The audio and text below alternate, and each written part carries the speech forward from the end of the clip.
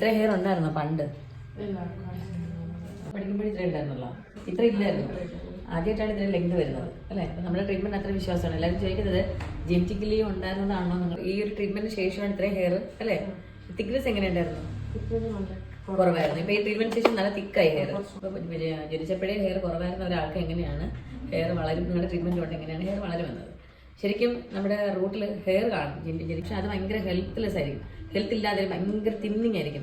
ആ തിന്നായിട്ടുള്ള ഹെയറിലാണ് നമ്മുടെ treatment work ചെയ്യുന്നത്.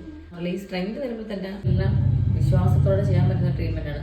ജനിക്കുമ്പോഴെല്ലാം ഏകദേശം ഉള്ളവർക്ക് ഹെയർ കാണും. ഹെയറിന്റെ റൂട്ട് വളരെ തിന്നിങ് ആയതുകൊണ്ടാണ്, സ്ട്രെങ്ത് ഇല്ലാതെ പോകുമ്പോഴാണ് അത് വളരാത്തത്.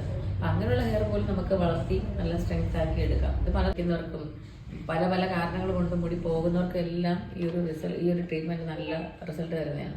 അപ്പം മോള് പറഞ്ഞതിലൊക്കെ വളരെ സന്തോഷം. എവിടെയാണ് വോയിസ് വളരെ കുറവാണ് കേട്ടോ, അതുകൊണ്ടാണ് ഞാൻ പിന്നെ മോള് പറയുന്നത് ഒന്നുകൂടെ ഉച്ചത്തിൽ ഞാൻ സംസാരിക്കുന്നത്. ഇല്ലാത്തതുകൊണ്ടാണ് ആ ഒരു ബുദ്ധിമുട്ട്. ഇപ്പം ഇവിടെ ഇത്രയും ആൾക്കാരുണ്ട്, അപ്പോൾ അവരുടെ കേൾക്കുമ്പോൾ ഒരു കുറച്ചുകൂടെ ഒരു അല്ലേ എങ്ങനെ തോന്നുന്നു? റിസൾട്ട് ഉള്ള ഒരാളെ അവരെ സംസാരം കേൾക്കുമ്പോൾ തന്നെ നമുക്കൊരു കോൺഫിഡൻറ്റ് വരും. അപ്പോൾ നല്ല അടിപൊളിയായിട്ട് ഹെയർ കിടപ്പുണ്ട്. ഇനിയും നന്നായിട്ട് വളരട്ടെ ഹെയർ. ഈ ഹെയർ ഫോൾ ശരിക്കും ഒരു +2 കഴിഞ്ഞിട്ടാണ് സ്റ്റാർട്ട് ചെയ്തത്? അല്ല, പണ്ട് എനിക്ക് ഹെയർ കുറവാണ്. അപ്പം ഞാൻ പഠിക്കാനും അബ്രോഡ് പോയതാണ്. അത് കഴിഞ്ഞ ഏകദേശം പോയി. ഇപ്പോഴത്തെ റിസൾട്ട് എന്താണ്? നമ്മുടെ ട്രീറ്റ്മെന്റിന് ശേഷമുള്ള റിസൾട്ട് എന്താണ്? നല്ല റിസൾട്ട് ഉണ്ടായിരുന്നു. നല്ല റിസൾട്ട് ആയിരുന്നു. അത്